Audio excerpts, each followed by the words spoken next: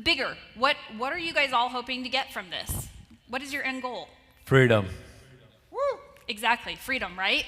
Whatever you're doing here, it doesn't matter what avenue, what road you're taking, your end goal is to get freedom, correct? So today I'm going to talk about landlording millions, and I do mean millions, and master leasing. Okay? And I really do believe understanding these two things can lead you to real estate wealth. So just a little bit about me. I'm a landlord to 70 plus properties. It, goes up and down every single year. I'm a wife, a mom, a marketer, a student, and also a teacher now, thanks to so many of you who have also taught me in this room.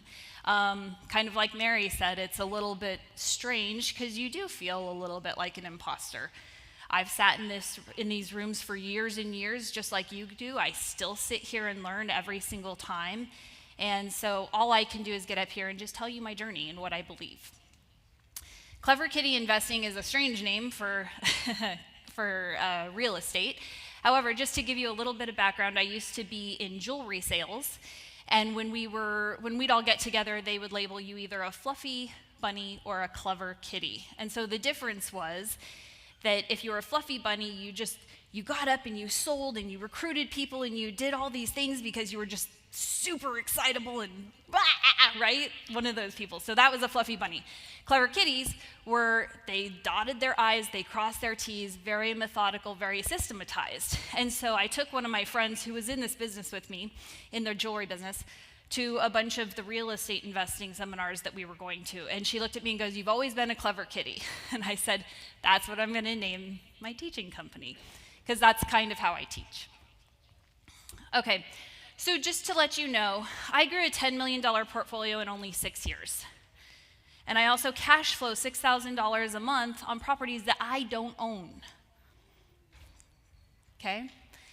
Now, when I got started, I was a mom of one and pregnant with my second. And this is important because I know not everyone in here has full-time freedom to be able to put towards real estate investing. And I want you to understand that not only was I a full-time mom at this point, because my son didn't go into daycare until he was almost 2. So I was taking care of 2 kids at home when I first started this, plus running a search engine optimization company from home. I ran that literally up until October of last year. I just now finally shut it down. So you can run other companies, you can work another full-time job, and you can have kids and you can still build. And you can build fast if you have systems, if you have processes, and if you are focused.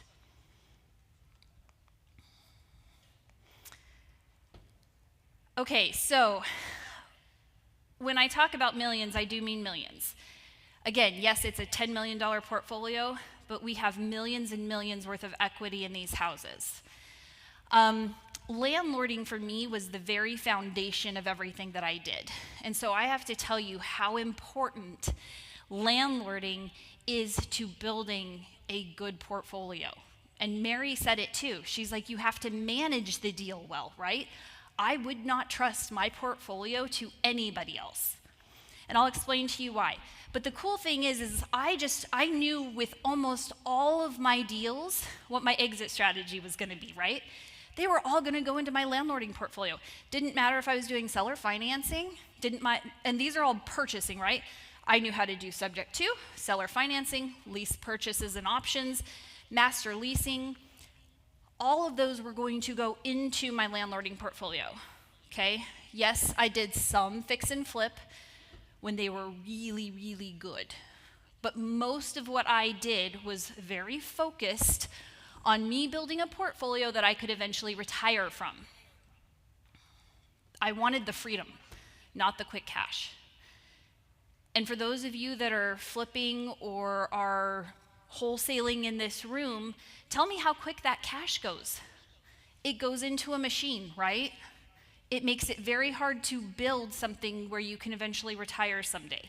I'm not saying don't do it, but make this a strong part of what you're doing in order to make sure that you have something you can eventually retire with someday. I really believe that the landlording that I learned to do is my fast track to freedom. That is how I got there in 6 years. And I really believe that for everybody else as well. So William Edwards Deming, just kind of high level, he taught systems and statistics and human psychology, okay, all over the world. He was a consultant to business leaders, major corporations, and even governments. And his claim to fame was he consulted Japan. He was the reason that their post-war industry, they came out with a really, really strong economy. He also consulted with a ton of big businesses here in the United States. And his big thing was management methods and systems. So he believed that 85% of the reasons for failure are deficiencies in the systems and the processes, not the employee. So I'm going to challenge you today to think about tenants as your employees and your systems and processes potentially as the reasons that they're failing. So what we're going to cover today, I want to show you how being a landlord can be fun. Yes, I said that. How you can make impossible deals possible, why people share their equity with a good landlord, and how you can build wealth by controlling real estate, not owning it, but controlling it. How systems can set you free, pictures of tenant improvements, right? Not damages, but improvements, and how you will get tenants that you love and how you can manage it all. So who would like to buy houses that look like this for little to no money down? Not a whole lot of rehab going on there, right? How would you like to manage 70 plus properties in 2 hours or less a week?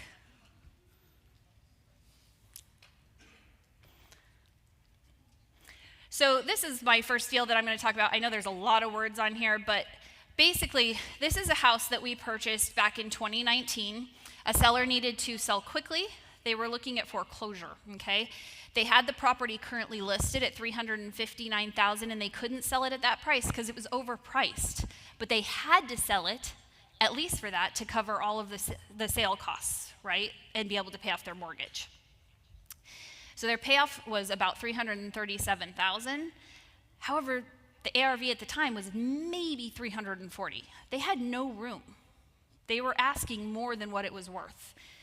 The PITI on this was $2,250, and the potential rent was about $1,900. Who's going to do that deal? No. Okay, so this was a newly remodeled ranch with a basement, one-level living possible in the best neighborhood in Colorado Springs. It also had wheelchair access to bathrooms, and it was remodeled for wheelchairs. I happen to have another property that had it was remodeled for people with wheelchairs. One thing I knew is not only do these people pay, but they stay there forever. The people in wheelchairs they have entire communities that will kind of publish your listings for you. If it's a good landlord and it's a good property, they will find new people if they ever leave to stay in this property. They're a very tight-knit community. So I knew this already going in. We knew this was a good house. We actually said yes to this deal. So let me show you how being a landlord can make this impossible deal possible. So we did a subject to. I said, I'll take over your payments and save you from foreclosure. I got an investor partner to give me $10,000 to cover negative payments for up to 5 years. I didn't have to pay any management. And the way I manage, I don't have any vacancies. So I have no vacancies. This was a brand new remodeled house, so I don't have any repair costs, okay? I knew my rental market.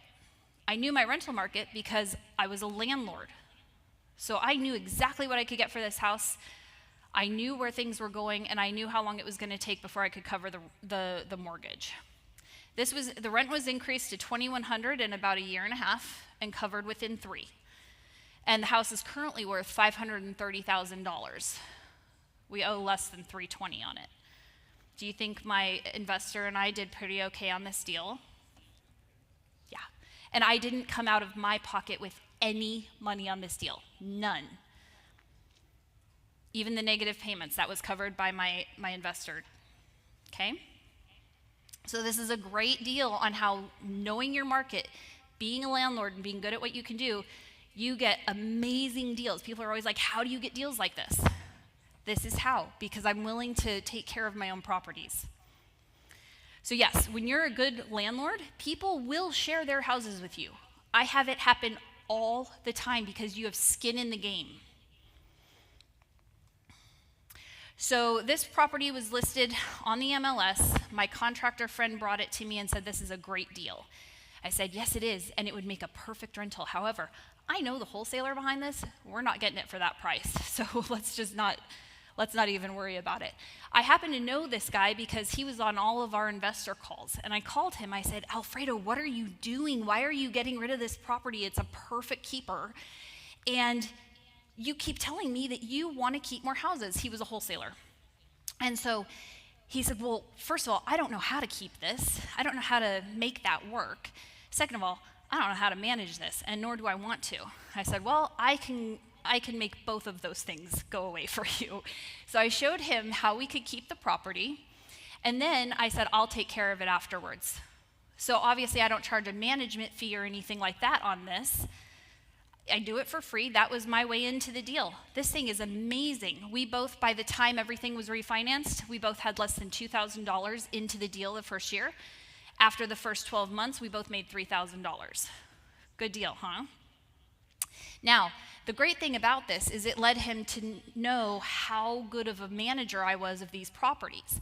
So he calls me and says, hey, will you take care and master lease my 2 properties down in Pueblo? Well, I wanted to try out Pueblo properties and possibly invest down in that area anyway. I said, heck yeah, because that'll help me learn about the area. So he's like, okay, well, my current manager is going to get a hold of you. He says that this property over here just needs a sink. So great. I'll get my guys down there and we'll get it taken care of. They send me this. Anyone know what those are? So their house was completely infested with cockroaches. I helped him. I didn't charge him anything extra. I got my guys down there. We did a full renovation on the property and got it looking brand new right away. And this thing has been full with the same lady has lived there for the last 6 years. And these 2 properties went so well. He was so impressed. He referred me. I don't even know how many properties I got because of Alfredo. But let's just say I master leased 40 properties in a summer, mostly because of his word of mouth. And then we went on also to do 2 more deals together where we bought properties down in Pueblo for 50-50, okay? Again, completely found by him. I get half the deal because I'm taking care of him. Michael Jake, my mentor, you can see me sitting right next to him. Legend. If you guys don't know him, you should hear him teach at some point. But he didn't want to manage anymore, or I should say his wife didn't want to manage anymore. Hard stop on as many properties as they had. So he had to find someone else who would manage for him, and he knew how well I took care of properties. From that point forward, any property that he had or any lead that he had got sent to me, and if it was a deal, we closed on it together. The property went in my name. He was the lender, gave me all the money I needed for the property. I had no money in these deals, but I got 50% because I was a good manager. Find a niche. This is a niche people don't want to manage. They don't. But if you have the systems, it's not that big of a deal, and then you don't have to spend as much time finding property. They will literally fall in your lap. Also, I love this picture, if you'll notice here. That's John Schaub and David Tilney in that picture with us. I love that I got a seat at that table. So you also make more money on your deals. Think about this. There's no vacancy, no management fees, less damage, okay? My keys go from a tenant to a tenant. One day one moves out, the next one moves in. The house stays protected. You don't have vacant houses for squatters. I've never had to deal with a squatter. Most people budget for 7 to 10% in vacancies. I don't have that. Very rarely do I even have a week of downtime. So that could be anywhere from $1,600 to $2,400 a year per rental. When you have over 30 properties, that is a lot of money every year that goes down the drain. My repairs happen while tenants are in the house, okay? You make and keep a lot more money. That's what Mary Hart said. How much money are you keeping? This is a big part of you keeping your money. Wealth with master leases. So what is a master lease? A master lease is when I rent from the owner and then I sublease to the tenant.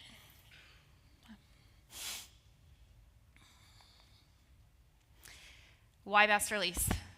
Financial time and freedom. My mentor at one point was like, why would you want to master lease all these properties? And I'm like, it is actually easier, in my opinion, to take care of 70 properties than it is to take care of 20. Why? Because scale, right? The people who work with me, my painters, my contractors, all of them, they give me priority because I'm constantly keeping them busy. They know I pay them quickly. They trust me.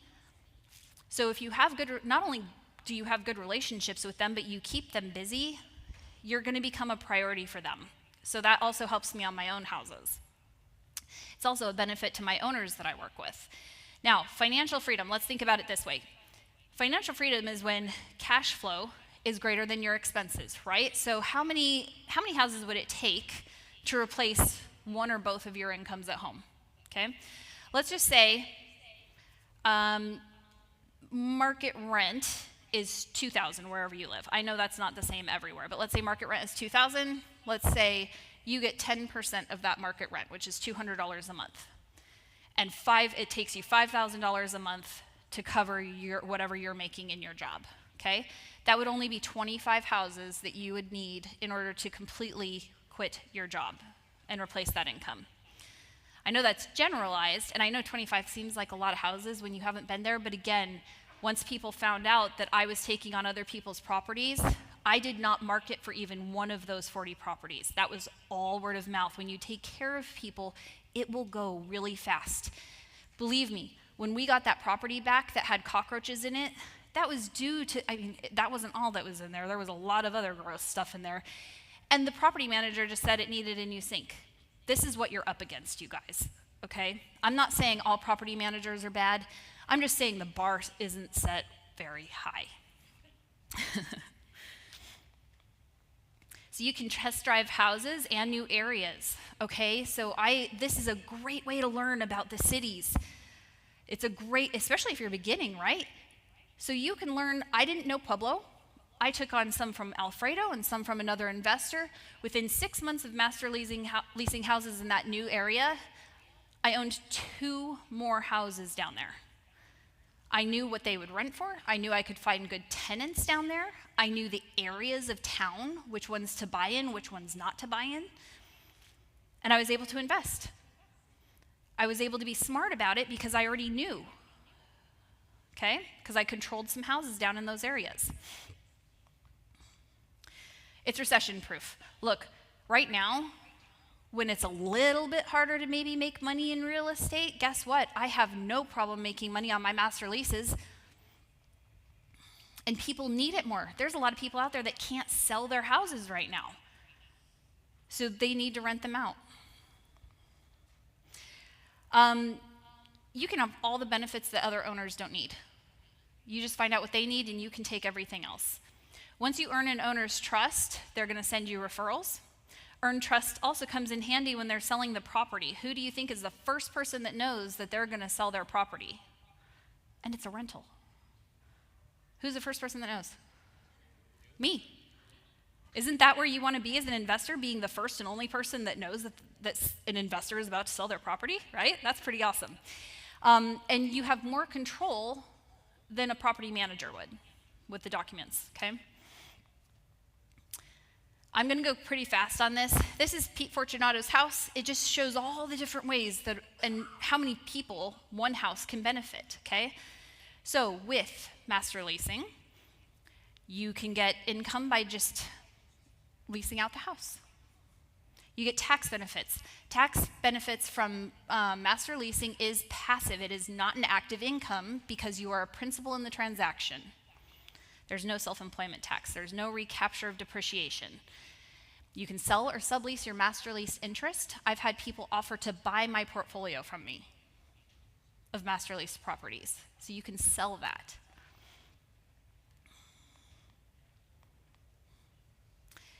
You can put in your lease that you get part of the appreciation of the property. I'll give you some examples in a little bit.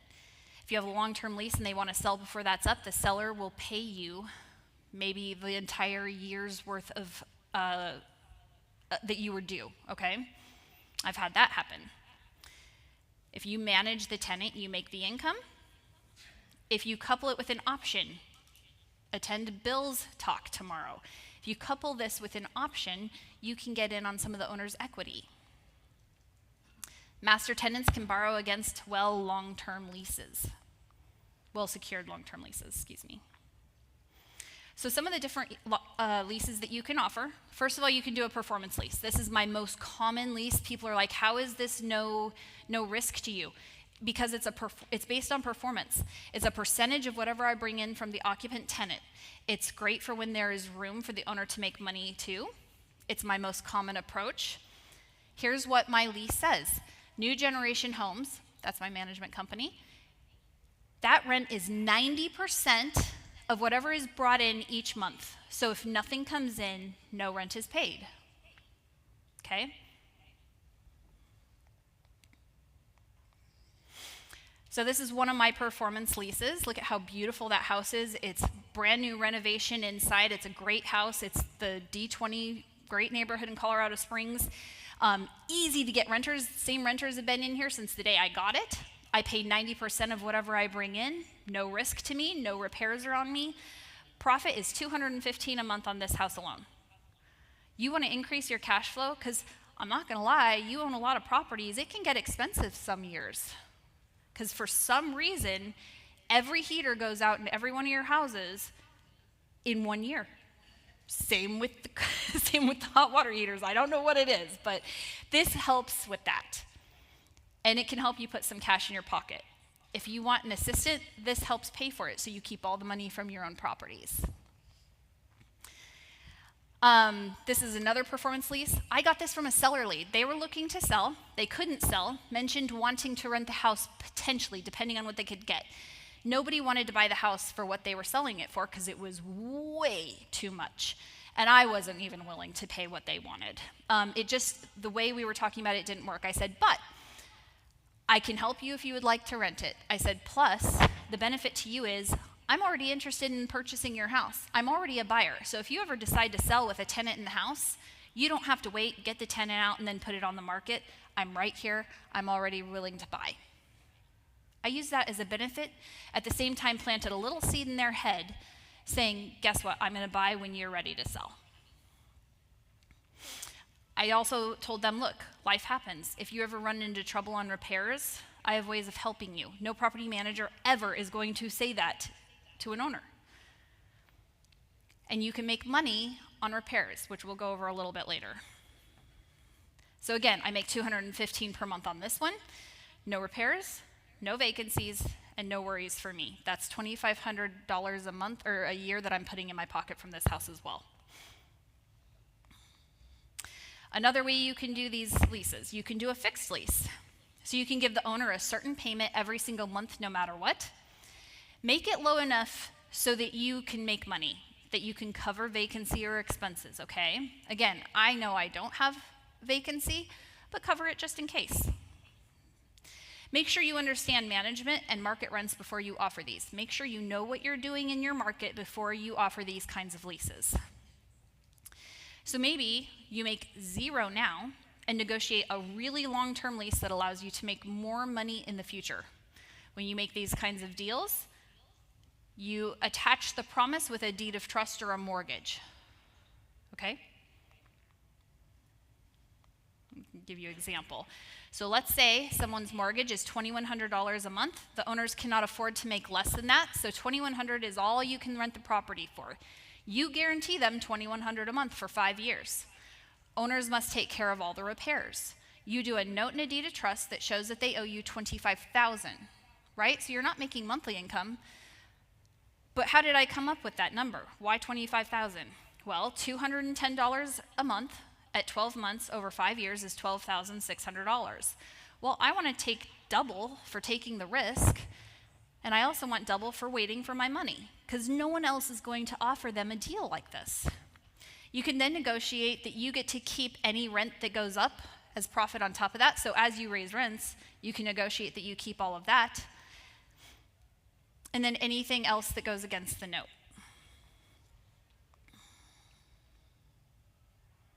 So you can manage for free and take half of the upside. Let me give you an example of what that looks. So what you're going to want to do is figure out what the house is worth now, okay? Get a long-term lease for 5 to 10 years. So, and then it would, in that note, it would say, okay, Lindsey Jensen gets $12,425 plus 50% of the net profits above $245,000, okay? So here, I'm assuming that the house at its current amount is worth $245,000. That all goes to the owner, and then we're splitting any profit into the future. So let's say the house sells for $345,000. The seller gets the first $245,000. I'm technically a lender of the $12,425. That's what I would have gotten on a monthly basis for helping them, right? For taking care of the house. And then the remaining $87,575 is going to be split between me and the owner. Okay? So this is, don't just think monthly payments when you're master leasing from people. When you're solving issues that nobody else can solve, and you're taking risk alongside the owner, you deserve to get a bigger chunk of money. And these kinds of profits are possible. These are the same kind of profits you get with flipping. They're the same kind of profits you get with wholesaling, possibly bigger. Or get an option to take all of the upside and promise that you'll take care of all of the repairs. Or maybe just the repairs up to a certain amount every year. It's all negotiable. So this is William Avenue. This was a lease purchase. It's a 3-2, 1,350 square feet, brand new remodel. As you can see, they owed $380,000 and the payment was $2,300 a month. The max that they could sell it for was $335,000. The max they could rent it for was $2,000. That was a little bit more of a spread on this particular property at this particular time in the market than I wanted to do. So I just offered them this, because the owners are going to PCS and never come back. That means permanent change of station, military talk.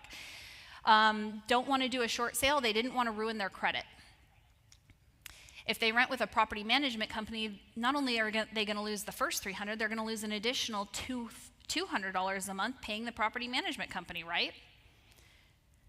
So my solution was, I'm going to manage it for free. I'm going to take care of it for you for free. So I'm going to give you 100% of whatever I bring in.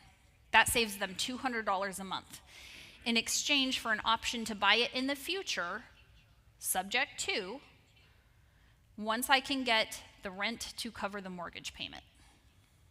So I help them lose less.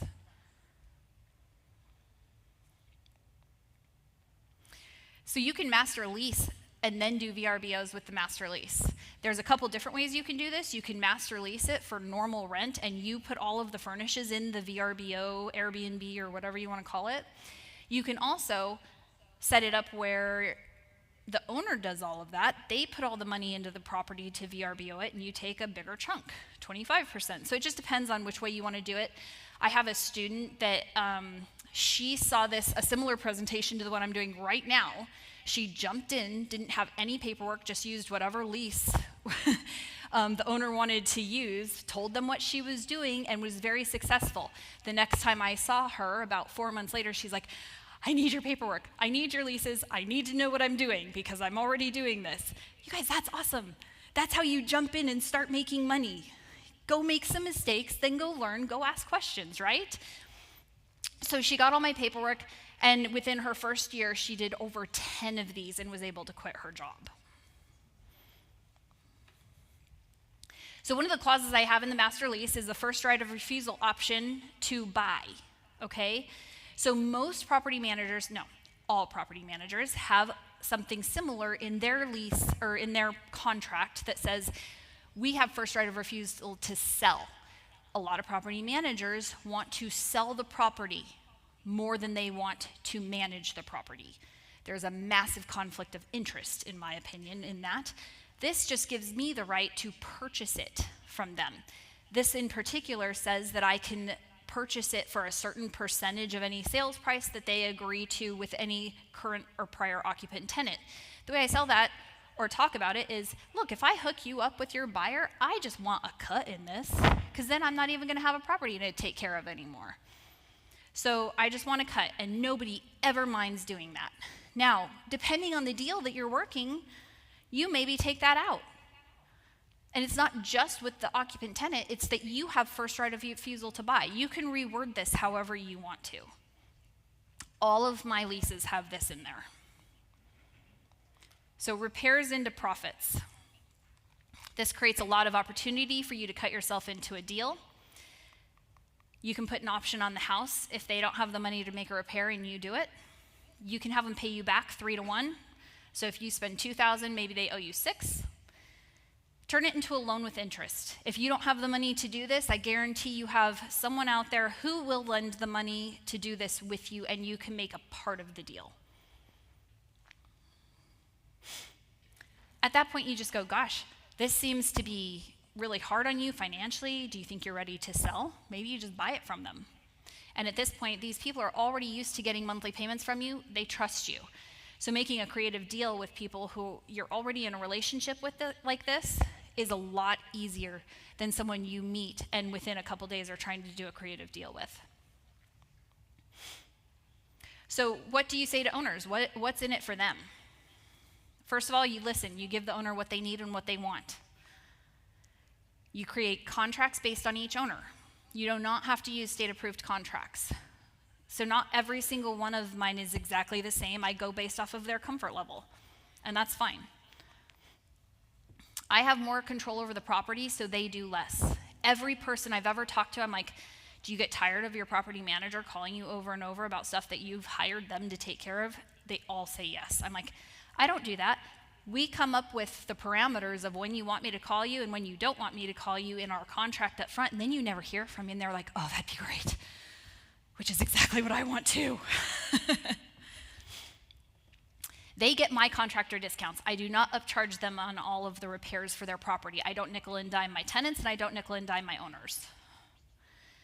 Active participation. They may get tax relief from passive losses because they're actively signing a lease with me. Most property managers, again, have a clause in their contract that says they get first right of refusal to sell their property. I get first right of refusal to buy. Who do you think is going to take better care of their property? Vicarious liability. So this is when owners can be held accountable for managers' mistakes. So if a manager makes some kind of mistake in the law and they get sued, guess what? The owners get sued too. Or at least they can. They are liable because they have hired someone to act on their behalf. That seems pretty dangerous. I am actually stepping in and saying, I'm a principal in the transaction, basically as a barrier between the tenants and any mistake I may make and the owner. Because I'm collecting my own debt, I don't have to follow the Fair Debt Collection Practices Act that property managers do. So it may save up to 30 days in collecting debts, possibly more. This just talks about what that is. It just shows that the act does not apply to the landlord itself. I am the landlord in these situations. I tell them I can lose you less. I go from a tenant to a tenant, no downtime. Master tenants do not charge extra fees. One of the property managers I took over from one of my other owners, he was getting charged a certain amount for every 5 minutes that the tenants called in to the property manager. Well, that seems interesting because all you have to do is not take care of a bunch of problems. Tenants are constantly calling in, and then they're billing your owner for it. Yeah, they don't love that stuff. This is what you're up against. So this just shows you a conversation between one of my tenants and I.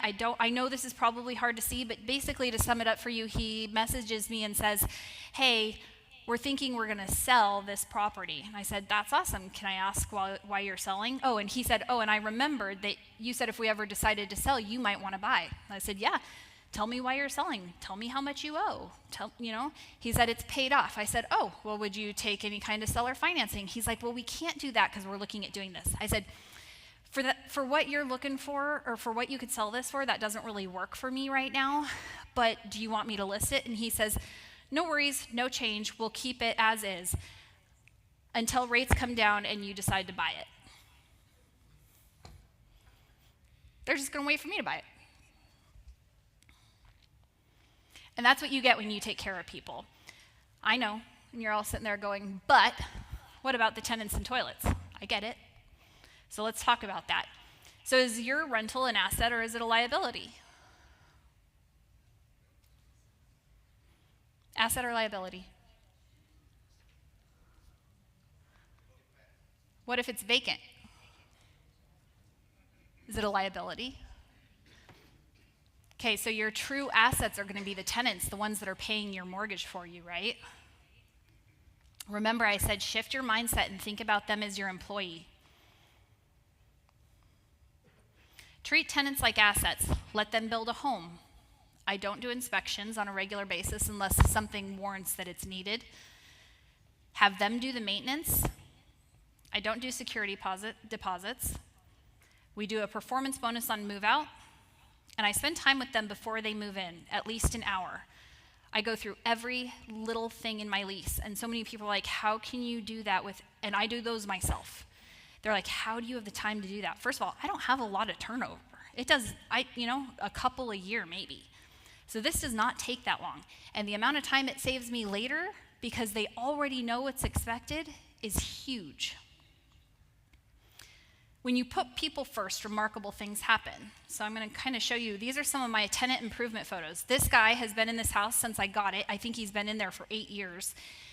He sent me a picture of the yard because he was super proud of it. He lives there by himself, and this is not what it looked like when I gave it to him.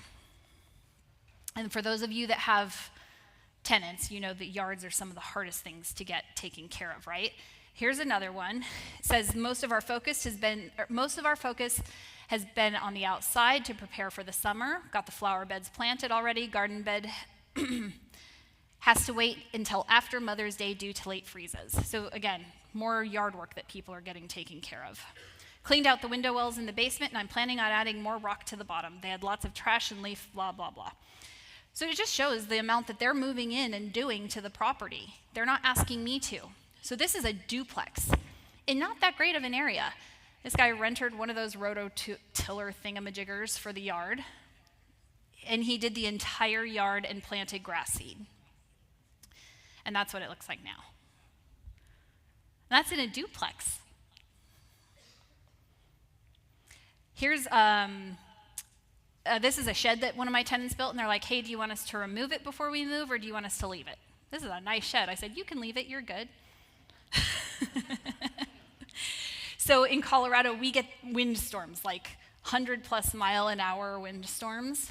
And so in the winter, we have a lot of properties with fences, and all of a sudden I get flooded with calls like, our fence is blown down. So these are the kinds of pictures I get, but instead of going, hey, we need you to have someone come out, or we need this, or we need that, they're usually followed up with this. The owner's done it themselves. Or the tenant. Okay, so these are the pictures I get instead of calls saying, we need this, we need that, we need you to do this, we need you to do that. This is a house that I rehabbed in Pueblo. Okay, it was my first purchase down there. You can tell that the yard is a little, wanting for a little love. This is after my tenant moves in. It looks so much better, and this is a Section 8 tenant.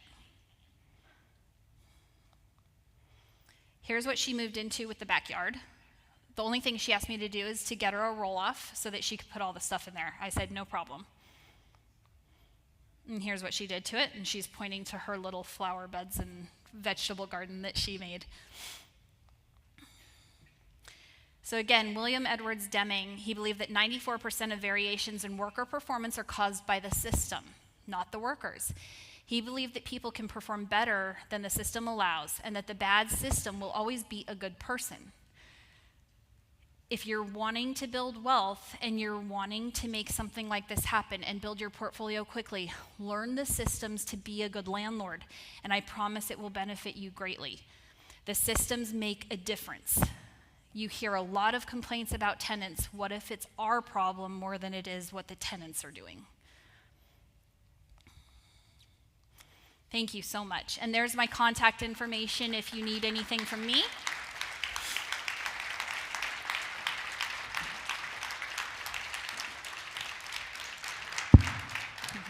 Thank you. And then I still have a few minutes if you guys have any questions. All right. Who had an aha moment on that one? Not all tenants are bad tenants. The best tenants are an asset. I agree. That's a good moment right there. Wow. Sue Veroli from Charlotte, North Carolina. Tenants are assets, not the home, was one. And then the no security deposit to the tenants, it's based on their performance and they get a bonus at move out. Like, wow, I like that. Thank you. No, thank you. Don't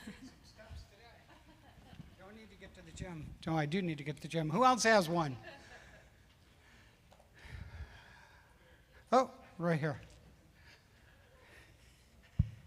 Christine. There you go, Steve. Steve Stecker, I'm up in Fredericksburg as well. First time I've heard about master leasing, very interesting, thank you. So with one of the properties you mentioned, you make about, I think it was $2,500 or $2,600 a year. Mm-hmm. So of course it now depends on how many houses you have. That's why you put that up there.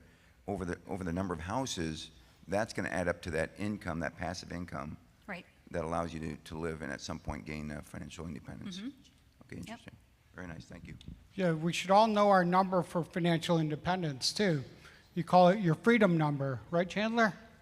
That's what we call it. Anyone else? Oh, thanks, Nicole. You got that side? Hey, Lisa. Hello, Lisa J., Dealmaker, Syntax. Yeah, baby. So I have a question. You said you have a performance bonus when they move out. How much is that? That is so Dave Tilney, isn't it? It is, yeah. And just so you guys all know, David Tilney is my mentor in all this. So almost all of this is from him with my spin on it, right? So with the performance bonus, that's a lot to get into. Basically, we take something in the beginning called a rent lock. It's not a deposit. They're purchasing the right to stay there for a lesser amount the next year. So they're actually purchasing an option from me in the beginning, and then upon move out, if they do well, it's up to my discretion if they get a performance bonus. But the cool thing with a performance bonus is a lot of times if they've done really well and I don't have to do anything to the property, I'll give them more than what they originally gave me for their first month's rent. So the nice thing is, you have to be careful not to tie those two things together because you don't want it to be a disguised security deposit. But that's really easy if you can sit there and show that you pay out more than their first month's rent when they move out. It's really easy to prove that you're not doing that because nobody does that, right? Nobody takes care of the tenants that way. David Tilney is a great person to learn from. He helped me personally tremendously. Mm-hmm. By the way, do you have more deeper training on this, like in a course? I do. If you want to go to cleverkittyinvesting.com. Okay, I'm trying to look out for you here, Lindsay. Thank you. Cleverkitty.com. Cleverkittyinvesting.com. Check it out. Yeah, I already. So David Garrison, Joe Homebuyer franchise owner up in Stafford, Virginia. I just sent a message to my team here, saying you guys need to check this out.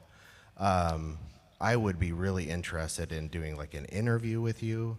Sure. So that I can share you with my entire Joe Homebuyer network, because I think there's options there for every investor out there to have another tool in their tool bag to do something great, and I love it, so thank you. And I'd love to connect and do an interview with you. Sure, and I have to tell you guys, when we started this, we didn't have extra money.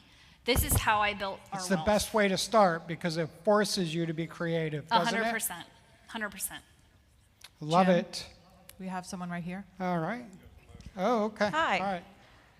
Amy Potter, Richmond, Virginia. Thank you for that great presentation, first sure. of all. Excellent. Secondly, it sounds like you have a lot of long-term leases. So I'd like to know first how you incentivize people to sign something that long, particularly I think at one point you stated a 5 to 10 year lease. And then secondly, what you do about rental rate increases during that time period. So the rate increases are up to my discretion. And again, most of them are performance-based, so they benefit if we do raise the rent, but it's up to my discretion based on how the tenants are doing, the market, all of that. I don't run all this by the owners. Most of them don't want me to. They want me to do what's best, and that's what they're trusting me to do.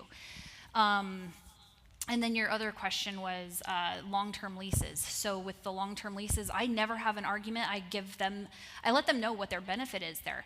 I'm able to tell the tenant, hey, you can settle down here. This house is not going to get sold out from underneath you for at least this long. It allows me to open up a benefit to the tenants, and so I get better tenants, people who want to settle in for 5 to 10 years.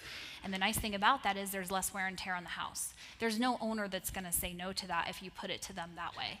And so I just tell them, this is how I do this. This is what I offer to people, so I need this runway to be able to do that with.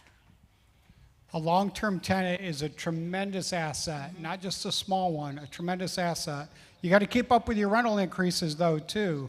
Yes. I can tell you, I was looking at one in my Buildium system last week, Lindsay, and I was shocked to see my tenant has paid us $115,000 in rent over the last X number of years. It adds up. It does add up. They could have bought the house. You know what I mean? Jerry, last one. Go ahead. It was an aha moment for me when you showed us a deal that the numbers weren't going to work. It was an upside down. It was a negative. And then you went and found a lender that was interested in the growth. And I'm sure, are there any lenders in here that would be interested in growth? Samantha, make sure we go to lunch with these people. Yeah, that was a great, you bring a lender in, you're solving everybody's problem. It's a win-win-win for everyone. It was a great example. Thank you. Yeah, that $10,000 turned him over $110,000 Woo! as equity. Call me next time. Just kidding. No, did you guys enjoy that? All right. Thank you, Lindsay. Thank you. Beautiful. Thanks for having I me. love it. We're going to do more on landlording tomorrow with Jeffrey Taylor, by the way. We're going to go to a break in a second, but I just want to acknowledge my family. They are in the room. I'm not going to cry. Melissa, Carissa, and my wife Cheryl. Give a little wave. They've been with me on this journey. When my girls were in middle school, they used to do my direct mail postcards. I'm not kidding. Do you guys remember that? My mother-in-law used to do my yellow letters. And then when we did bus tours and sold 6 or 8 houses wholesaling on Saturdays, some of you guys were with me on that journey, including my family. They've been every step of the way. So I just wanted to say that. All right, it is time to network. We have 30 minutes, and then enjoy, stop out, see the sponsors. Be back on time because Eddie Speed, give a great big wave. The amazing cowboy from Texas is in the house. You will not want to miss this. Be early, but enjoy your networking. We'll see you in 30 minutes.